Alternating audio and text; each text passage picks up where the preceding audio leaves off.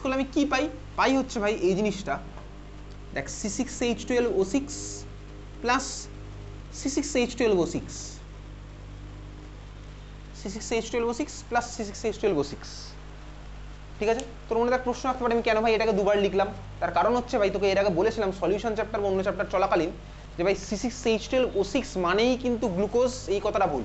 C6H12O6 মানে glucose না, glucose ছাড়া আরও অনেক আছে পৃথিবীতে, হতেই পারে ভাই 5-6 জনের ফর্মুলা নাম তো আলাদা হতেই পারে, স্ট্রাকচার আমার আলাদা।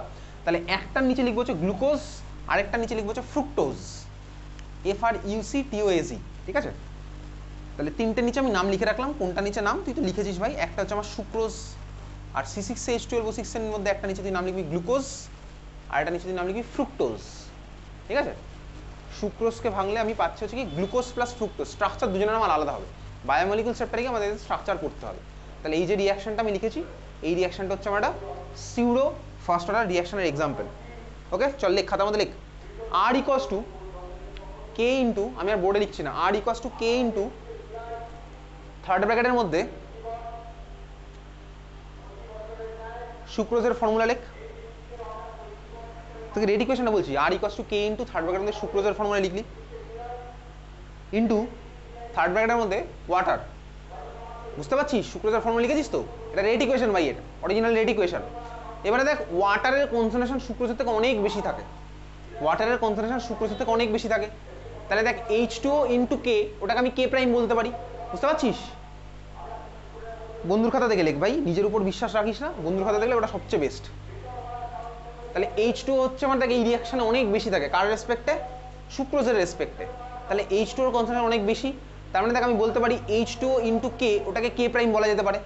তাহলে আলটিমেটলি রেট ইকুয়েশনটা আমার কি হয়ে যায়, লিখে রাখ, তাহলে অর বলে তুই লিখছিস, অর R equals to K prime into third ব্র্যাকেটের মধ্যে সুক্রোজ, বোঝা গেল কি বললাম? বুঝেছিস তুই?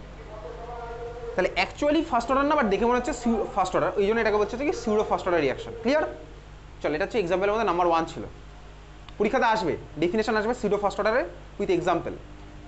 চল সেকেন্ড, 2 নম্বর এক্সাম্পল লেখ, 2 নম্বর এক্সাম্পল লিখবি, আমরা এস্টারিফিকেশন রিয়াকশন পড়েছি ভাই, এস্টারিফিকেশনের উল্টোটা সেটা কার্বক্সিলিক অ্যাসিড চ্যাপ্টারে গিয়ে পড়বো।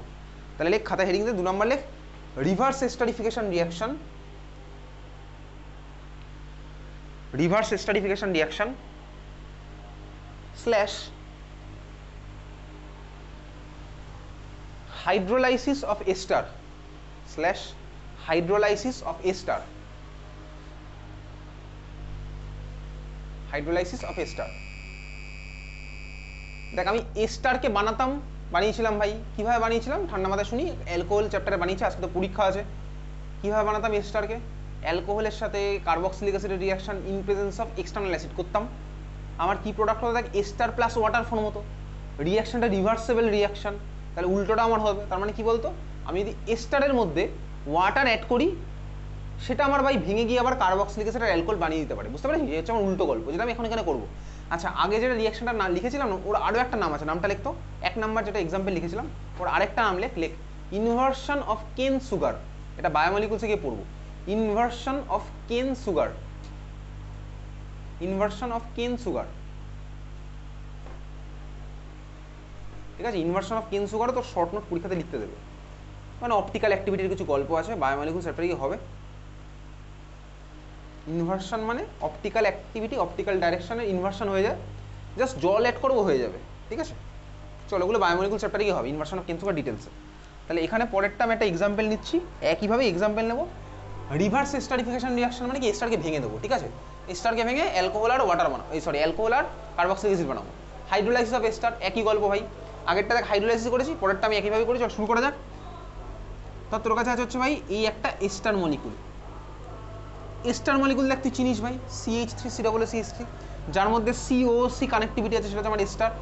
এর মধ্যে আমি দিচ্ছি কাকে, একইভাবেই H+ আর H2O দিয়ে দে, এর মধ্যে দিলাম H+ H2O, প্রোডাক্ট আমি কি পাবো আঁকছি। এই রিয়াকশনটা এখন যেটা করছি না, এটা কার্বক্সিলিক অ্যাসিড চ্যাপ্টারে গিয়ে শিখে যাবো বা তুই এখনো শিখে ফেলতে পারিস, অসুবিধার কিছু নেই। প্রোডাক্ট আমি কি পাবো বলতে পারি, তোকে আমি বলেই দিয়েছি। দেখ আমার কার্বক্সিলিক অ্যাসিড আর অ্যালকোহল জুড়ে গিয়ে এস্টার বানাতো, তাহলে এস্টারকে ভেঙে দিলে আমি ওদের দুজনকেই পাবো। তাহলে বলতে এখান থেকে কি প্রোডাক্ট হবে, কোন কোন কার্বক্সিলিক অ্যাসিড আর কোন অ্যালকোহল পাবো বল? এক্স্যাক্টলি ইথানোয়িক অ্যাসিড আর মিথানল, তাই আমি পাচ্ছি ভাই কি কি acid, CH3 COOH plus CH3OH।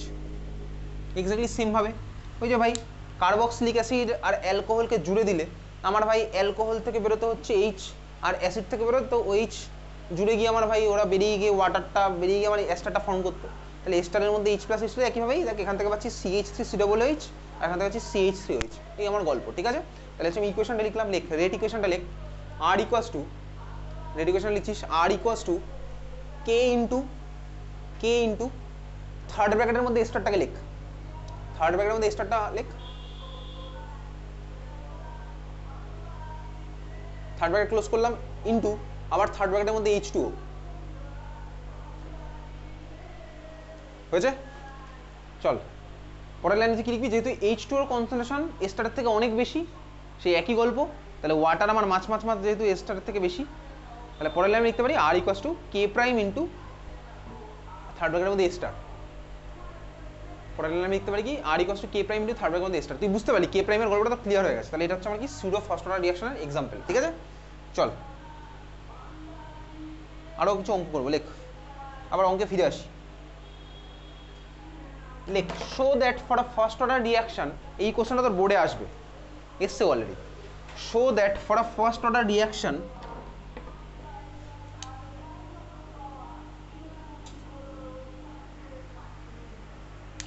time required for 99.9% completion, time required for 99.9% completion,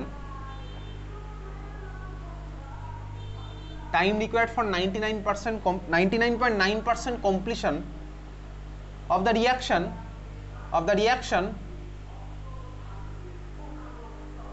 is 10 times higher,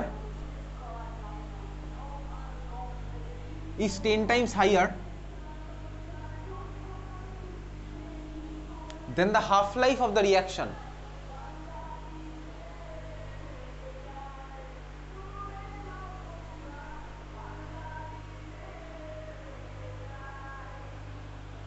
ঠিক আছে, কি বলেছো কোশ্চেনটা দেখাতে হবে তোকে কি ভাই, for a first order reaction time required for 99.9% completion of the reaction is 10 times higher than the half-life of the reaction. এই যে ইনফরমেশনটা আমি ইকুয়েশন থেকে পাবো না, এটাকে আমি মনেও রাখবো। কেন? কারণ লাস্ট ইয়ারে দেখেছিলাম কোনো স্কুলে এটাকে এমসিকিউ হিসেবে কোশ্চেন দিয়েছিল, ভ্যালু জানতে চেয়েছিল, ঠিক আছে, এমসিকিউ এর মধ্যে। চল শুরু করা যাক। তাহলে আমাকে দেখাতে হবে কি ফার্স্ট অর্ডার রিঅ্যাকশন ভাই, ফার্স্ট অর্ডার রিঅ্যাকশনের 99.9% কমপ্লিট হতে যেটা টাইম লাগে, তাহলে টি 99.9% বলতেই পারি, এটা আমি আমার জন্য বলছি ভাই। 99.9% কমপ্লিট হচ্ছে, এটা আমি ধরো আমি আমার জন্য ভাই 99.9 দিয়ে রিপ্রেজেন্ট করলাম। এটা ইকুয়ালস টু আমায় কি দেখাতে হবে ভাই, 10 টাইমস অফ কি হাফ লাইফ, তাই তো। তাহলে 10 ইন্টু টি হাফ, এটাই আমাকে প্রুফ করতে হবে, বুঝলি, এটা আমাকে প্রুফ করতে হবে। কীভাবে প্রুফ করবো? আচ্ছা তুই বলছিস তুই ম্যাথামেটিক্সও করেছিস, তোকে যেটা প্রুফ করতে পারে তুই কি ফার্স্টে সেটাকে ধরে নিস যেটা আমার হবে? ধরিস না ভাই, তোকে LHS আর এইচএস করে তারপরে দুখানে ইকুয়াল হলে আমার ভাই প্রুফ হয়ে গেল, তুই ম্যাথে এইভাবেই প্রসিড করিস। তাহলে আমি এখন কীভাবে করবো দেখ ভাই, রিঅ্যাকশনটা ফার্স্ট অর্ডার, তাহলে হাফ লাইফ হোক বা 99.9% হোক, যখনই হোক রেট কনস্ট্যান্টের ভ্যালু কিন্তু আমার ফিক্সড থাকবে, কে এর ভ্যালু থাকবে হচ্ছে আমার ফিক্সড। তাহলে এক কাজ করি, আমি এক কাজ করবো হচ্ছে কি ভাই, দেখ আমার কাছে আছে ফার্স্ট অর্ডার রিঅ্যাকশনের জন্য K equals to 0.693 by T half, এটা হাফ লাইফের করেসপন্ডিং পার্ট হয়ে গেল, তাই না। ফার্স্ট অর্ডার রিঅ্যাকশনের জন্য দেখ K equals to 0.693 by T half, এটা আমি equation already established, K equals to 0.693 T half, বুঝতে পারছিস, এটা ফার্স্ট অর্ডার রিঅ্যাকশনের জন্য অলরেডি এস্টাবলিশ একটা ইকুয়েশন। তাহলে সাপোজ আমি 1 নম্বর ইকুয়েশন দিলাম, একটা ইকুয়েশন আমি পেয়ে গেছি। আরেকটা আমি করবো হচ্ছে ভাই 99.9%-এর জন্য রেট কনস্ট্যান্টের ভ্যালুটা বার করবো, ঠিক আছে।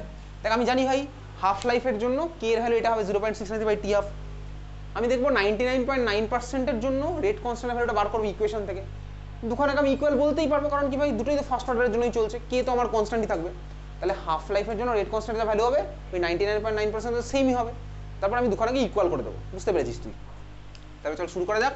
তাহলে এবার আমি কোন ইকুয়েশন হচ্ছে দেখ, K equals to 2.303 by T log A0 by এটি, কোনটায় কি বসাচ্ছি ঠান্ডা মাথা দেখ।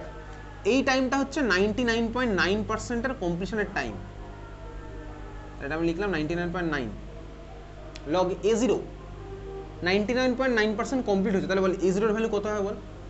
100%। তাহলে আমি A0 তে লিখলাম 100, পার্সেন্টেজ কেটে যাচ্ছে আর লিখছি না, বুঝতে পারছিস? পড়ে থাকবে কতটা? এটির ভ্যালু কত হবে? 0.1, বোঝা যাচ্ছে? 0.1 বুঝলাম। তাহলে ভাই এটির ভ্যালু হচ্ছে কত? 0.1। তুই বুঝতে পারছিস পুরো ব্যাপারটা? তাহলে k = 2.303/t 99.9 লগ A0 হচ্ছে 100% আর এটি হচ্ছে কত? 99.9% রিঅ্যাকশন করেছে, পড়ে আছে হচ্ছে 0.1%, পার্সেন্টেজ কেটে দিয়েছি, এটা আমার। এত কি ক্লিয়ার?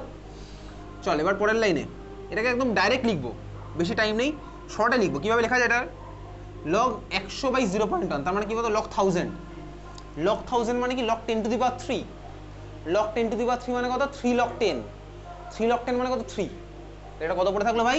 2.303 into 3/t 99.9। এত অব্দি তুই বুঝে গেছিস? বুঝে গেছি এত অব্দি? তাহলে এটা দেখ, আমি আরেকটা ইকুয়েশন পেলাম যেখানে k = পেয়েছি 2। তো যেহেতু ভাই এটা আমার ফার্স্ট অর্ডার রিঅ্যাকশন, তাহলে তো ভাই রেট কনস্ট্যান্ট আমার ফিক্সডই আছে পুরো রিঅ্যাকশন, যত টাইম যাই করি k এর ভ্যালু আমার ফিক্সড।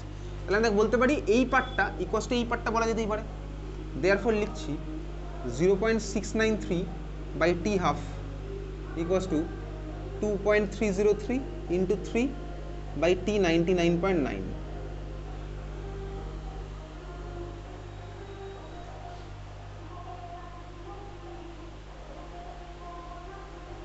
ঠিক আছে? 2.303 ইন্টু 3 কত হয় ভাই? গুণ করি, 3 দুগুণে 6, 9 আবার 9, বোঝা গেল? সাইড চেঞ্জ করি, তাহলে দেখ কত আসছে, দেখ অ্যান্সার চলে এসছে, যা জানতে ছিল তাই আসছে। অর t 99.9 ইকুয়াস টু, ভাগ করছিস ভাই, এটাকে এটা দিয়ে ভাগ করলে কত হবে? 10 হবে। দেখ দেখতে পাচ্ছিস, t 99.9 equals to 10 into t½ point ফয়েন্ট তোল, দেখ একই জিনিস পড়ে থাকছে। বোঝা গেছে? তাহলে কত আসলো ভাই? t 99.9 equals to 10 into t½ এটাই তোকে প্রুফ করতে হতো, প্রুফ হয়ে গেল। দেয়ারফর ব্র্যাকেটে তুই লিখে দিবি প্রুফ। বুঝতে পারছিস কি করলাম? কাটাকুটি বোঝা গেছে? রেট কনস্ট্যান্ট ভ্যালু তো আমার ভাই ফিক্স থাকবেই, সে তুই যত টাইমেই কর। ফার্স্ট অর্ডার রিঅ্যাকশন যেহেতু আমার আছে, টেম্পারেচার চেঞ্জ করলে একমাত্র চেঞ্জ হবে কে এর ভ্যালু, যেটা পরের ক্লাসে করবো। কারণ রেট কনস্ট্যান্ট ভাই কে এর ভ্যালু তো আমার ইকুয়েশন ইকুয়াল হবেই, সেটা আমি t½ করি, যত যে টাইমেই করি কে তো আমার ফিক্সড। ঠিক আছে? তাহলে এটা আর ইকুয়াল এটাই হবে। তাহলে এটা হচ্ছে আমার প্রুফ। ঠিক আছে? এটাকে তুই বক্স করে রাখ, করে এটা তুই মুখস্থ করে মনেও রাখবি। ঠিক আছে? বক্স করে দে, এটাকে বক্স করে তুই এটা মনে রাখবি। কি মনে রাখবি? ফার্স্ট অর্ডার রিঅ্যাকশনের 99.9% কমপ্লিট হতে যে টাইম লাগে সেটা t½ 10। এটা তোর অ্যাকচুয়ালি বোর্ডে এখন অব্দি এরকম শর্টে কোশ্চেন আসেনি, স্কুলে দেখেছি এটাকে এমসিকিউ এর মধ্যে দিয়ে কোশ্চেন দিতে। কীরকম কোশ্চেন দিয়েছিল? কোশ্চেন দিয়েছে হচ্ছে ভাই, তোকে বলেছে একটা ফার্স্ট অর্ডার রিঅ্যাকশন 99.9% কমপ্লিট হতে সাপোজ 30 মিনিট লাগে, তাহলে হাফ লাইফটা কত হবে? এরকম একটা কোশ্চেন ছিল। ঠিক আছে? তো দেখ এটা আমি যদি এমসিকিউ এর মধ্যে কোশ্চেন, আবার এমসিকিউ এর কোশ্চেন বলেছে 99.9% কমপ্লিট হতে 30 মিনিট টাইম লাগে, তাহলে হাফ লাইফ কত হবে? তাহলে এটাই তো বেসিক্যালি আমার বার করতে হবে। দেখ আমি যদি এটাকে নর্মাল অঙ্ক করে করতে, তাহলে এই পুরো জিনিসটা আমাকে করে বার করতে হবে। কে বার করবো, ভ্যালু বসাবো, এটা এমসিকিউ এর কোশ্চেন হতে পারে না এত বড়, বোঝা গেল? স্কুলের কোশ্চেন ওই জন্য এরকম। তাই এটাকে আমি শর্ট একদম মনেই রাখছি। ঠিক আছে? বোঝা গেছে? t 99.9 equals to 10 into t½ কার জন্য? ফার্স্ট অর্ডার রিঅ্যাকশন ভাই, জিরো অর্ডার রিঅ্যাকশনের কোনো অঙ্ক আজকে করিনি, পরের ক্লাসে করবো। চল পরের কোশ্চেন লিখ। আচ্ছা পরের কোশ্চেন এবার হবে পরীক্ষা। ঠিক আছে?